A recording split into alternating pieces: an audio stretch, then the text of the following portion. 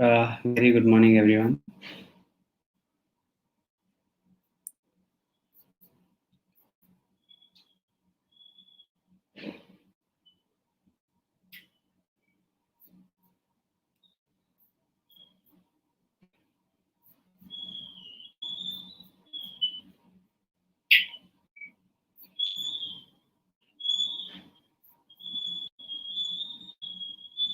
All right.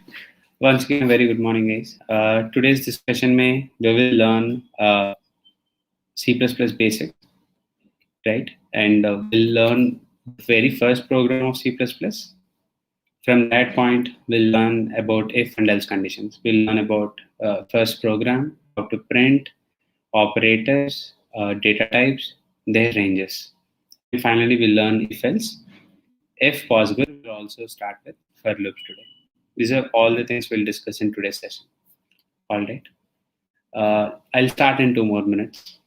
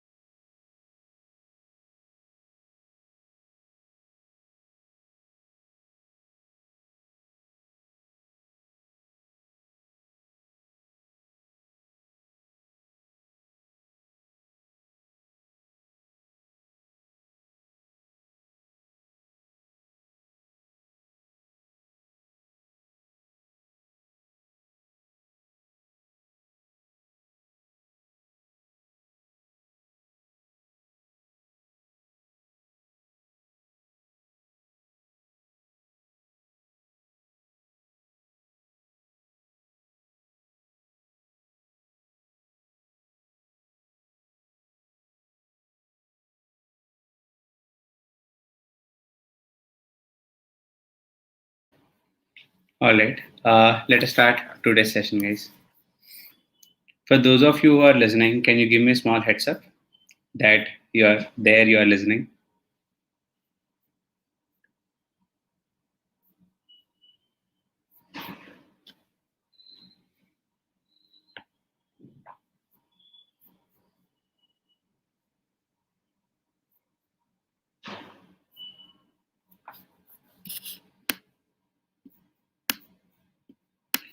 Oh, yes, we have a lot of students. Very good. Thank you. Hi, Gokul, Nikhilesh, Ranjit, and Vignesh.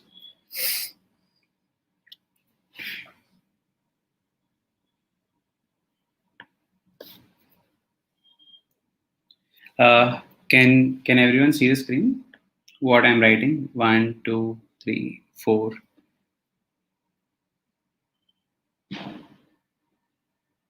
All right, guys. So let us start. We'll start from very, very basics. Don't for a second think that I don't know anything. Will this be okay? Absolutely. We'll start literally from the very basics. All right, let us start. Now, tell me one thing. Say you'll run your applications. You'll click on your software. You'll click on your programs. You'll run your applications. Correct? I have a small doubt. Who is that? Who will run your applications? Who will run your applications? Your operating system. Your operating system will kind of run your application. Correct? In a similar way, any program which you write, any program which you write, can I say that is also a mini application? Yes. If it's a mini application kind of a thing, who will run that mini application? Once again, your operating system will run that mini application. All right. Now, in your code, obviously there are multiple lines. Correct? Now, how can the system understand From where, how can your operating system understand from where should I execute? How can it know? Maybe you can argue.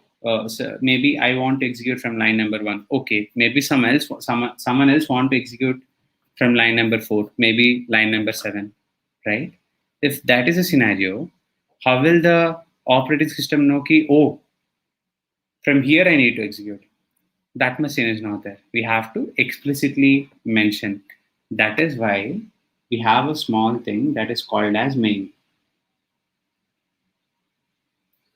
And in generally, we will start our execution under all the lines will write under the main.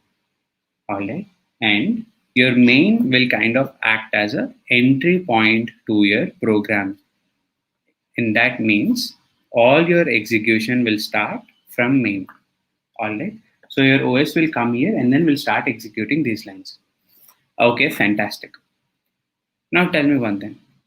When we execute something, when we do a task, we expect something in written. Ki, okay, the task is entirely done, fantastic. Or to nahi to, there's small issue. Correct? In similar way, when your main is executing this application or program, it should also know ki whether it is entirely done or not. That is why at the very end, here we'll write a small return statement. Return. Now, after return, you'll write 0. This 0 is indicating that successful execution of the program. Till this particular point, everything is successfully executed. There are no issues at all. All right. Now, what is 0? Can I say 0 is actually a integer, an integer number? What is integers? All negative plus positive plus 0. So let us say 0 is coming under integer. That means, can I say your main is returning an integer to your operating system? That means you have to explicitly say, look, I am returning integer. So I'll simply keep a small int keyword saying that I am returning integer. And this is actually your first program. That's it. We are done. Yay, congrats. This is the very first program, guys. Nothing else is needed. Now that we know okay, this is the first program, let us execute and check okay, what will be the output.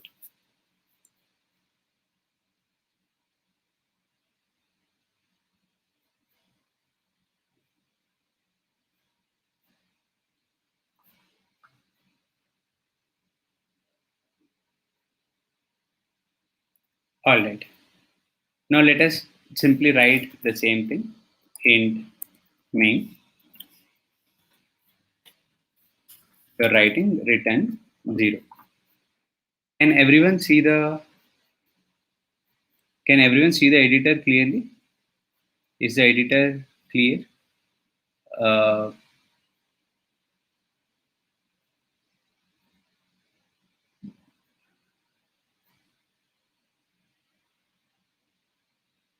okay.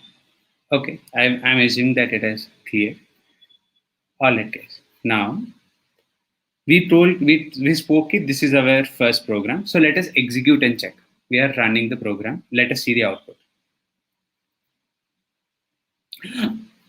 If you are seeing the output, you are actually getting an error here. Look, error expected.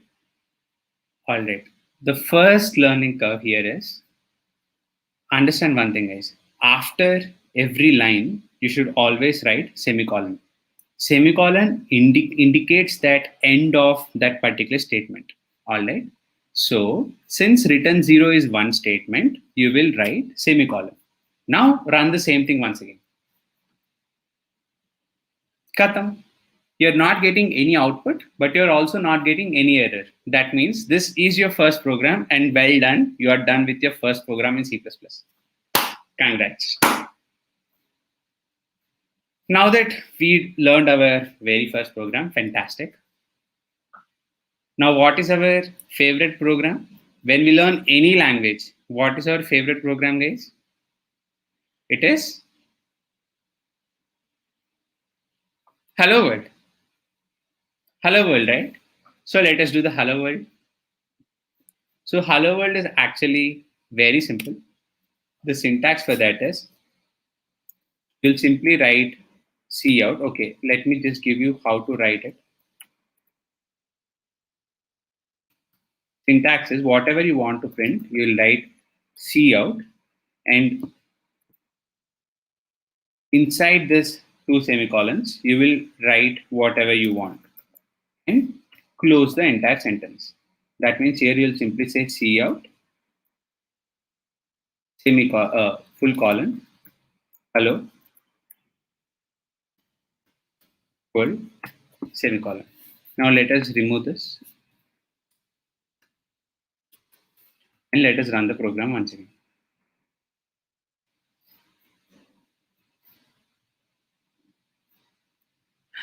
This time, you're surprisingly getting wrong answer. You are getting output error that is use of undeclared identifier. Now, tell me one thing. C out. We are using something called C out. Did we declare C out or did we, constructed C out on our own? That much sin is not there. C out was already there and we were just using it. Clear?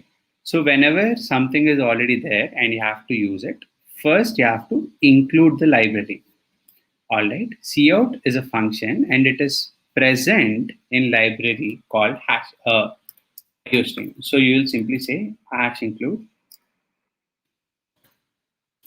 iostream. Now let us once again run the code.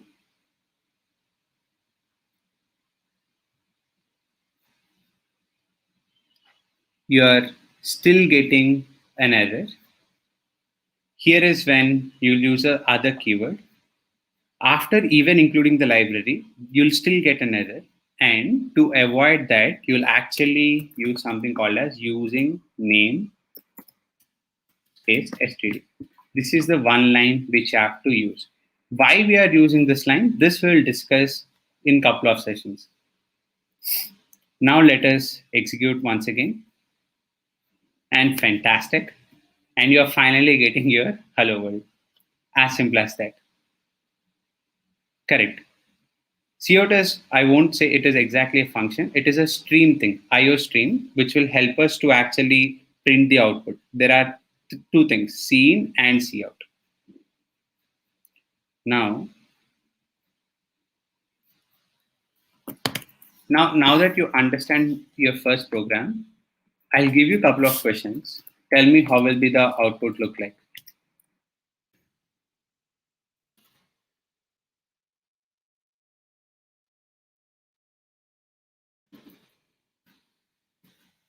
If say for suppose we run this program, what will be the output look like?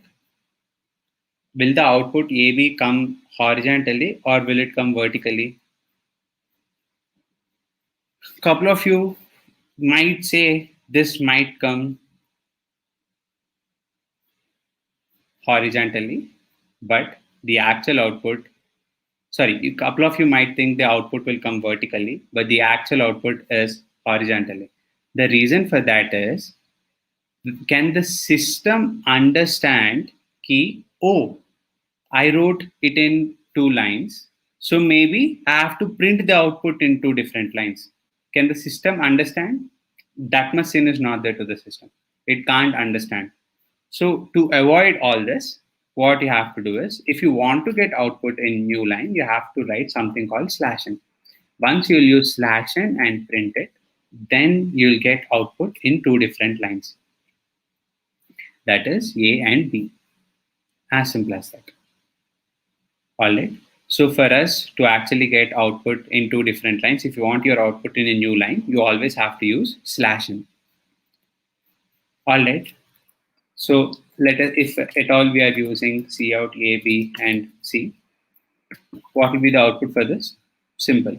We'll get A, B, and then C in three different lines. Now let us say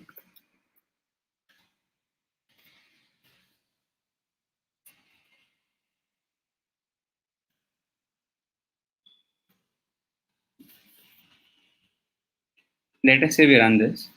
It is clear that you'll get A, B, C, D, E, all of them in straight lines. Now say for suppose you want to stop execution of this line number 7. You somehow have to stop execution of the line number 7. But at the same time, you should not remove this line. Don't tell me, okay, I'll remove that line. I know all of you are intelligent, but not that. Without removing the line, you should still somehow skip that line from execution. How can you do that? To do that, we have a small concept called comments. Two backslashes, forward slashes, my bad. If you'll use comments, what will happen is before a line, when you'll use two forward slashes, it will exempt this line from execution. It will exempt this line from execution. How can you check it out? Well, let us run the code. If you'll run the code, the output should be A, B, D, and E. See, you are getting A, B, D, and E. All right. Similarly, correct, Ramkumar.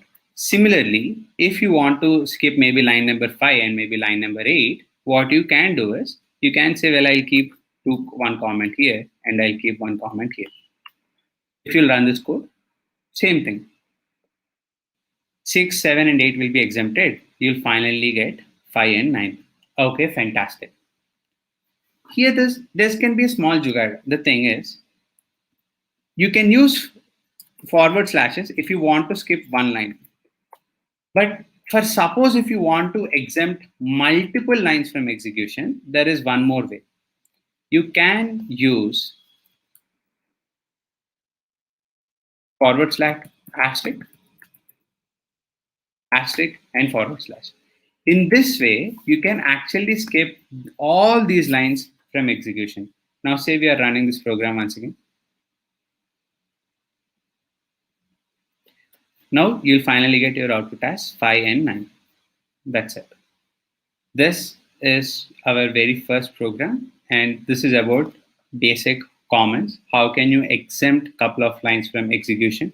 If you want to exempt a single line, you can use two forward slashes. If you want to exempt multiple lines, you can use forward slash, asterisk, and forward slash. All right.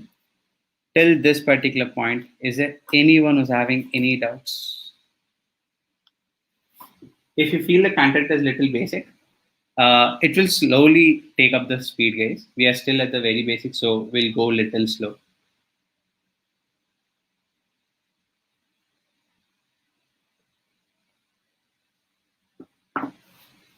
Is there anyone who's having any doubt for the students who are still listening?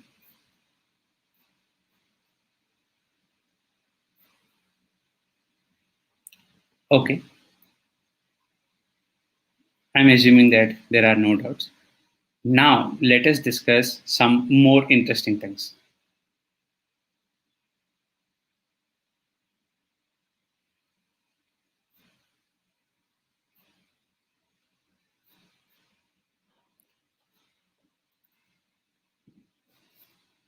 Okay, fantastic. Very good, Vignesh. Now, all right. Tell me one thing. The whole reason we write all these programs, why? I mean, we write a lot of programs, right? Why do we write all these programs at the end of the day? Can I say it is to take data, to perform some manipulations or something on the data, and then to present it? Can I say that? So the programs which you're writing at the end of the day, first things first, you need to take some data and then you have to perform few operations. So before performing anything, first you have to store the data. Take the data, store the data. Now, tell me this. Say, for suppose, you have say you're going to a supermarket. Say you're going to a supermarket and you have a lot of items. What is that we'll use to carry all that items? What is that you'll use? Can I say you'll use a carry bag to carry all that? You'll obviously use a carry bag, a plastic cover. right? Similarly, say for suppose you want to carry some money. Say you want to carry some money amount. What is that you'll use? You'll obviously use a purse. Say for suppose you are carrying rice. You're carrying say some 5 kg or 10 kg rice. What is that you'll use? You might use plastic cover, or you can also use a small knapsack. It's entirely your choice. Knapsack. Say you are packing a big TV, or say a small TV. What is that we are using? If say you want to carry a small TV, what is that you'll use? You'll use a wooden small plastic box, right? You'll use a small wooden box. Now your immediate question is, why in the world we are discussing all this? The reason for that is, can I say for different kinds of items, we are using different kinds of storage units. These are different kinds of items, and these are different kinds of storage units. So for if at all you need, instead of supermarket, say you want to store groceries, you'll use plastic bag. If it's money, you'll use purse. If it is rice, knapsack, TV, a small wooden box, something like that. In the same way, understand that these storage units in our programming language, they are nothing but variables. They are nothing but our variables. So the variables will act as a storage units to store what? These variables are used to store data. To store data. Now, tell me one thing.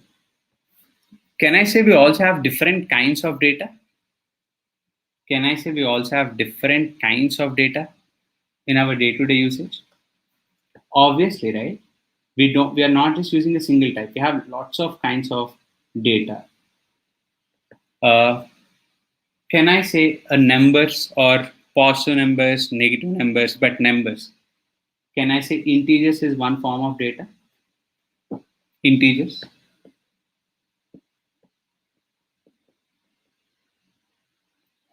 First thing. What else? Integers is one kind of data. What else? Rational numbers.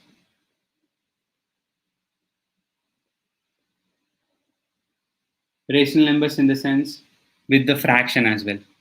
Okay, what else? The English alphabets, the things which we write, the things which we type, correct? Say words or alphabets. Words, alphabets, or symbols.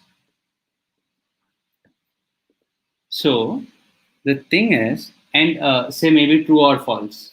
Data like true or false. There are a lot of kinds of data, and to store these kinds of data, we can also use different types of variables. All right. So for integer, we'll use something called int. Int type of variable. For rational numbers, we'll use float. For words, symbols, all this, you'll use something called as char.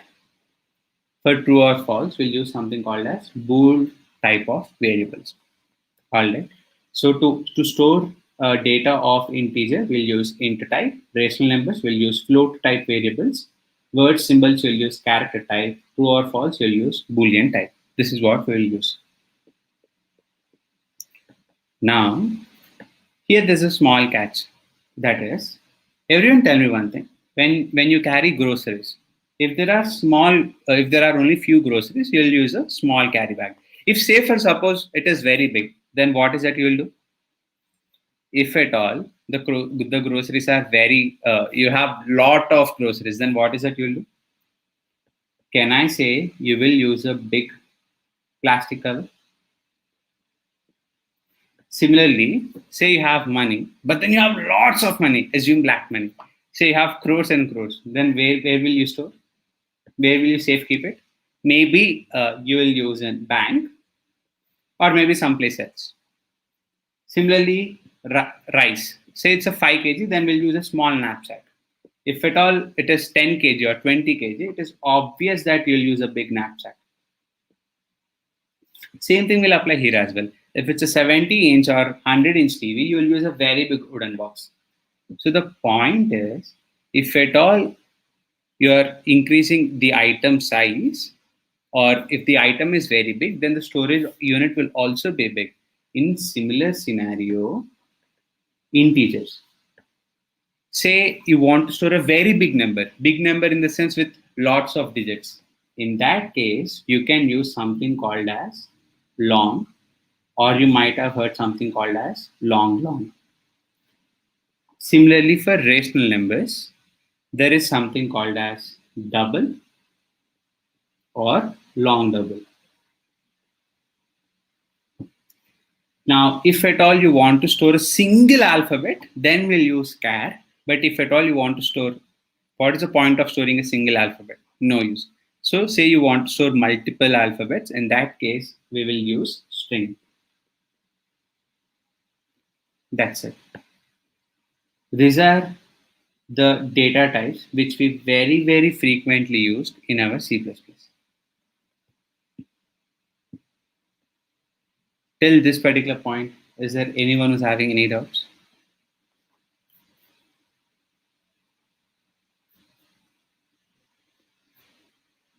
Till this particular point, is there anyone who's having any doubts? Please let me know.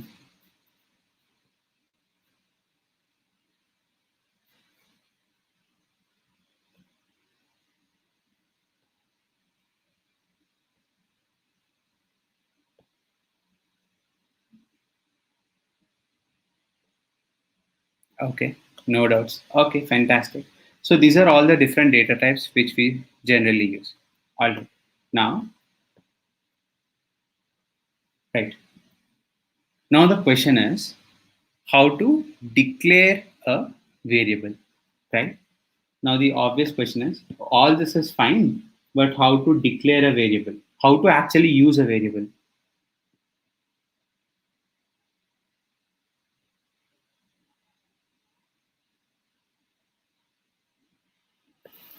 For this, the rules are very simple. First, you have to have a data type done, and then we have to use a variable name, either and then semicolon. Either we can declare it like this, or we have to use data type variable name, and you can use some default value and semicolon. This is two ways you can actually declare a variable. For example, say you want to declare a integer, right? Integer variable. So what is it you'll do? You'll simply say int variable name is something. It's up to you. You can take x, which is equals to 10. That's it. We are done. Now we just declared a integer variable. Or say you want to declare a long. So what you can do is you can simply say long y is equals to some default value 25. Fine. Or maybe if you want, you can also use something called as float z is equals to, since it is floating points, you can use maybe pi 3.14. All these ways are fine. So this is how you can simply declare a variable, as simple as that. All right.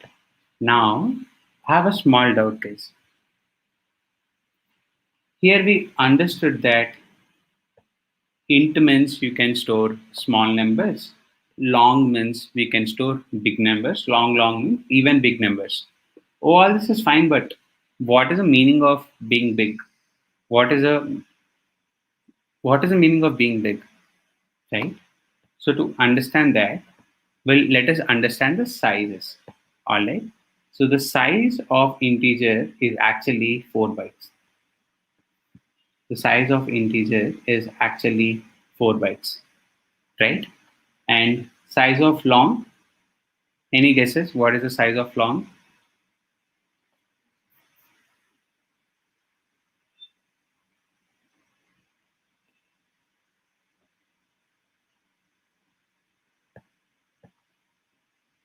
Couple of you might say it is 8 bytes. Then what is size of long? You might say it as either 16 bytes or 12 bytes. That is not the scenario. The size of long is actually 8 bytes. The moment I write here 8 bytes, and when I'll ask you what is size of long, you'll immediately say it is 6 bytes. Hannah, immediately that will strike your mind. But that's not the scenario. It will actually be 6 bytes. Sorry, it will actually be 4 bytes or 8 bytes. So the thing with long is, in few system architectures, it will be 4 bytes. In few system architectures, it will become 8 bytes. So since it is tough to actually estimate what will it be, if you want to store a bigger number, it is better to always prefer long. Now let us understand for float. Float is once again 4 bytes. Double, your double is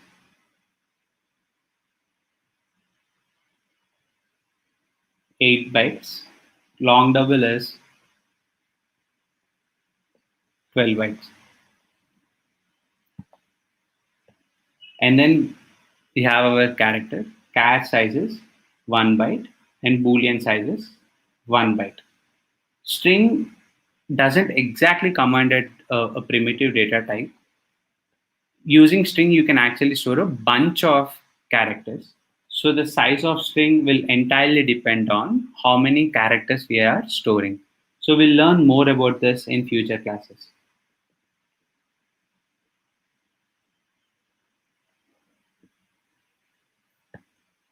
All right. Now we understood what are the sizes of your variables. Okay, fantastic. Guys, tell me one thing. Can we understand what is the meaning of 4 bytes or 8 bytes or this 4 bytes? What is the meaning of that?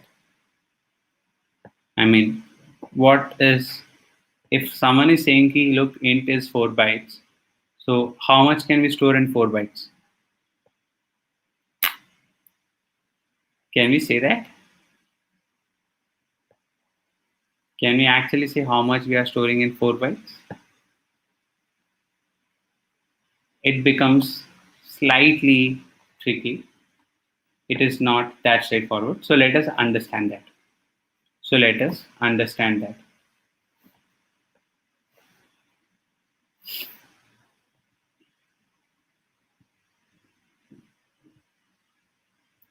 4 bytes, 8 bytes, all this 12 bytes. Now, can one of you give me what is say a 4-bit binary number of 13? Can one of you tell me what is a 4-bit binary number of 13?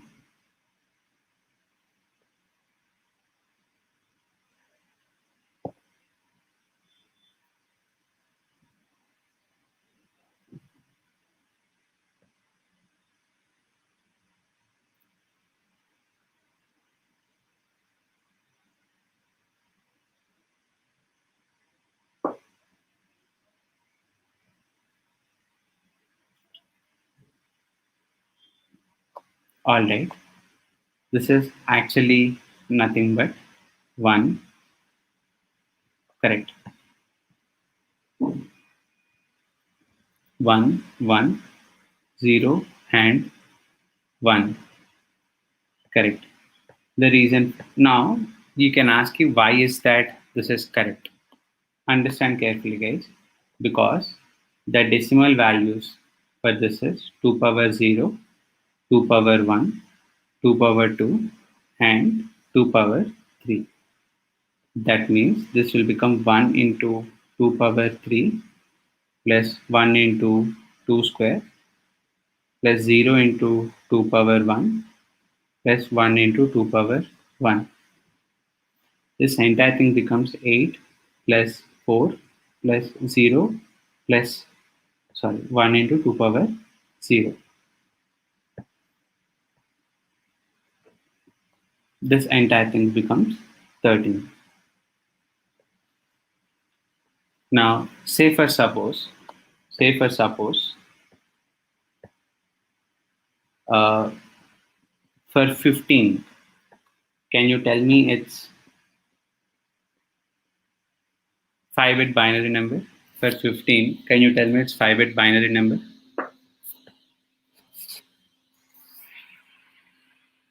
This is nothing but 0, 1, 1, 1, 1.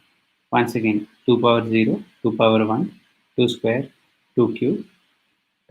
So if you'll just check it out, and this is 2 power 4. And this will be 0 into 2 power 4 plus 1 into 2 cube plus 1 into 2 square plus 1 into 2 power 1 plus 1 into 2 power 0. If we will add all these things, 8 plus 4 plus 2 plus 1, this becomes 15. That's it. Now, so these are your normal bits. Now, how many of you heard this statement called MSB bit? MSB is called as most significant bit. Most significant bit. All right. Now, if you are saying 4 bits, what is the most significant bit? The most significant bit is this 2 power third bit. The most significant bit is third bit,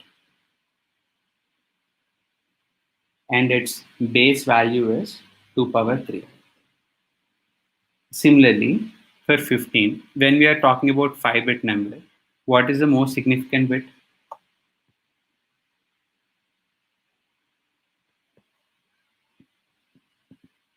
In a 5-bit number, what is the most significant bit? This time, it will be 4th bit. And what is the base value for that? It is 2 power 4. So based on this, if say you're using a 8-bit number, right? If say you are storing 8 bits, if that is a scenario, what will be the MSB bit? Can I say it is 7th bit? If it is 7th bit, what will be the base value? If it is 7th bit, what will be the base value? It will actually be 2 power. For 4, it is 2 power 4. For 3, it is 2 power 3. For 7, it is 2 power 7. In the same way, if say we are using an n-bit number, if say you are storing a n-bit number, if this is the scenario, then what will be the MSB bit? MSB bit will become n minus 1th bit. This will become n minus 1th bit. And what is n minus 1th bit? What will be the base value for that? It is 2 power n minus 1. That's it. This is a simple concept. Now you can ask you, why in the world is this important? I'm coming to that. Guys, the thing is, in your college days, you might have heard a small word called unsigned or signed. Have you heard about that? Unsigned and signed. Yes. Now, what unsigned says, if at all you're declaring a variable, integer variable unsigned, in that case, here MSB bit will be positive. For suppose if you declare it as signed, in that case your MSB bit will be negative. For suppose, say for suppose you are using a 4-bit number. If it is a 4-bit number, 2 power 0, 2 power 1, 2 power 2. If it is unsigned, what will be the base value here? If it is unsigned, what will be the base value? It will become positive. That means this base value will become plus 2 power 3. Similarly, if it is signed, what will it become? If it is signed, what will this become?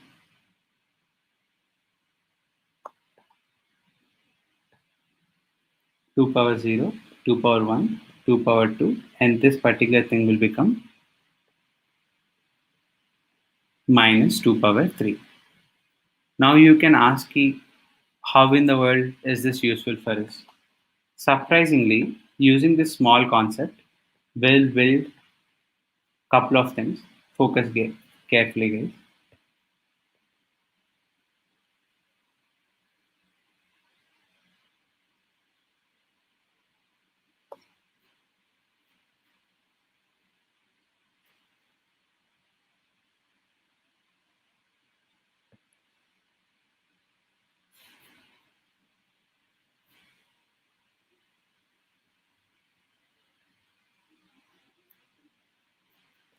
All right.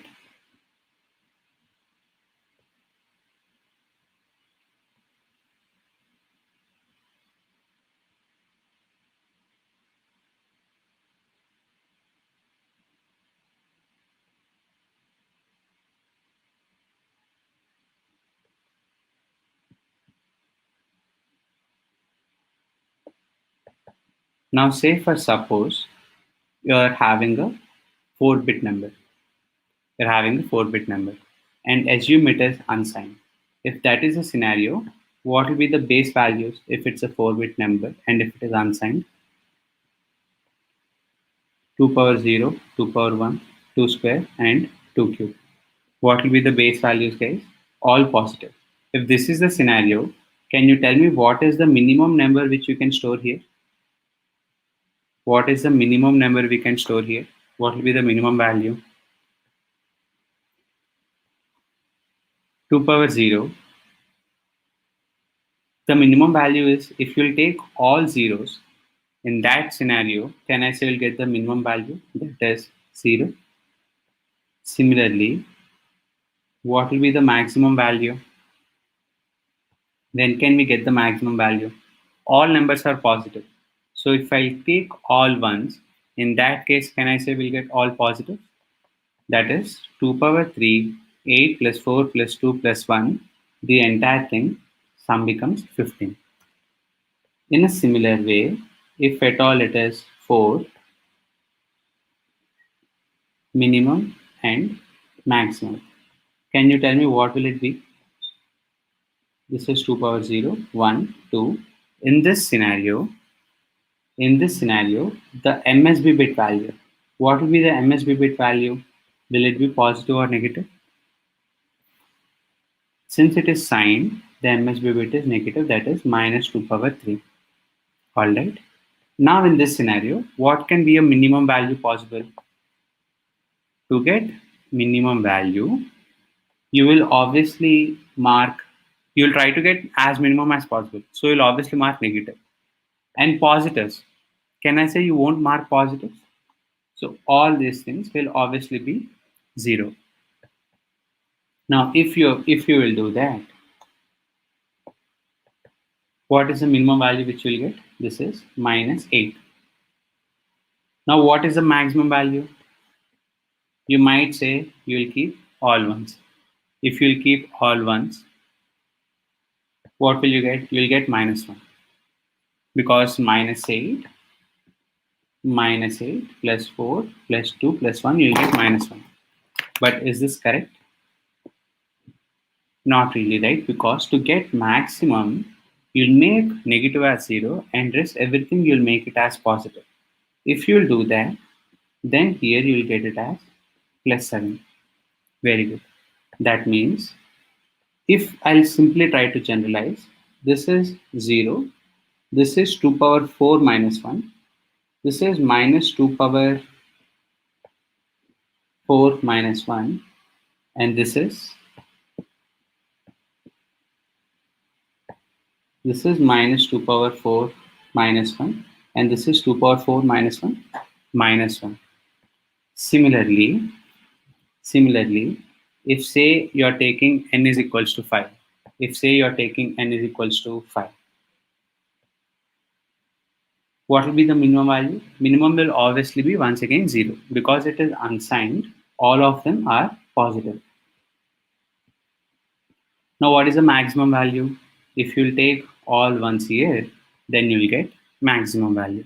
All right. So, can I say the maximum value is nothing but 2 power 0, 2 power 1, 2 squared, 2 cubed, 2 power 4? That is, what are all sum of all these values? Any guesses? So when it comes to 2 powers, 2 power 0 plus 2 power 1 plus 2 square plus 2 cube, this is becoming 2 power 4 minus 1. If it is 2 power 2 square plus 2 cube plus 2 power 4, this is 2 power 5 minus 1. You can ask me, well, why in the world is this correct? Can I say this is in the format of a GP? Can I say this is in a geometric progression? All right. If at all it's a geometric progression, do we know how to calculate sum of terms in GP?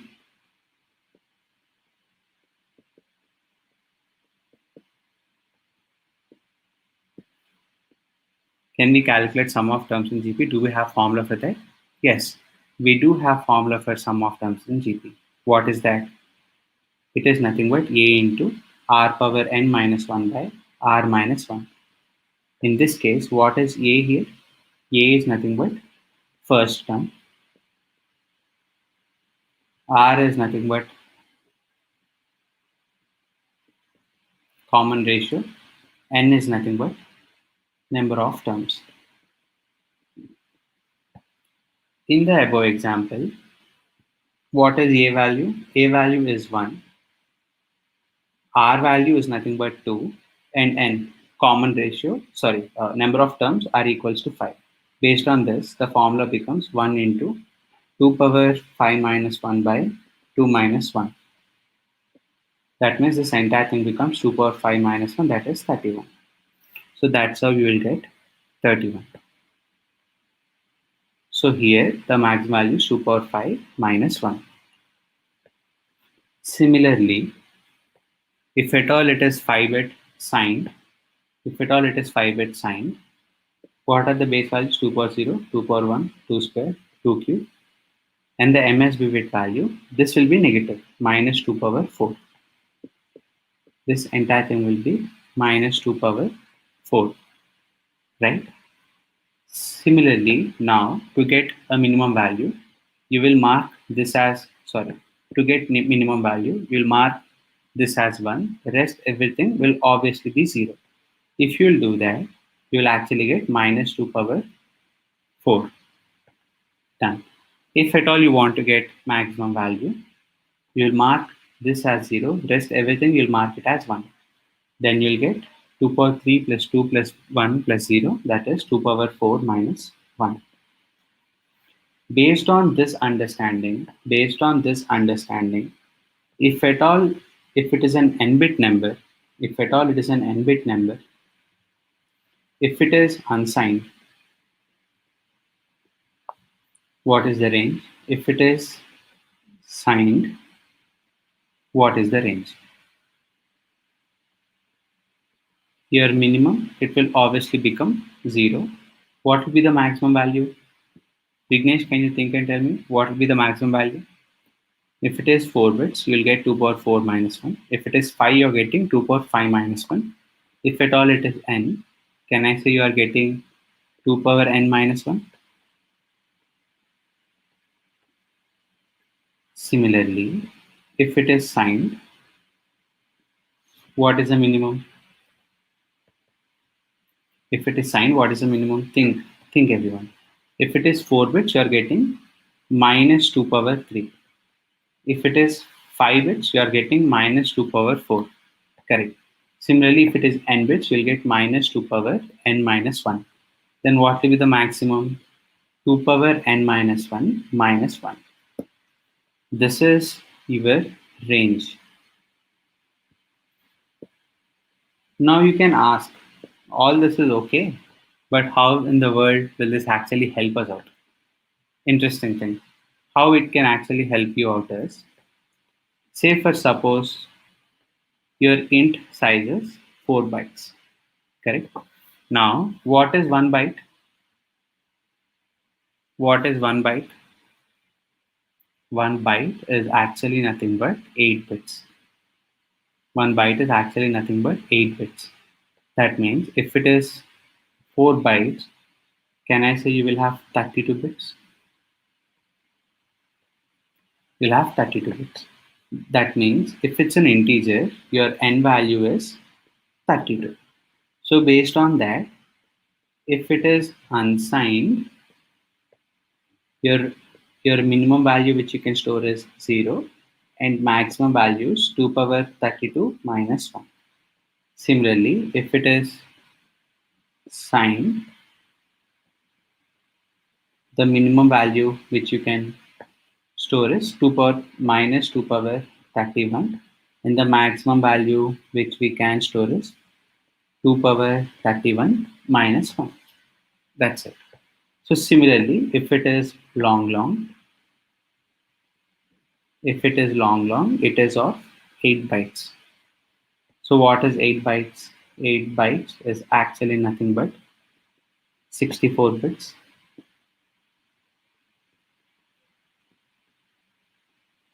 So similarly, what will be the minimum value? It is 0. What is the maximum value? That is 2 power 64 minus 1.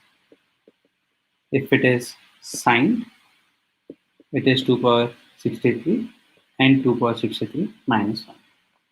That's it. This is how much we can store in your integer and long data types. This is about your data types, sizes, and their ranges, guys.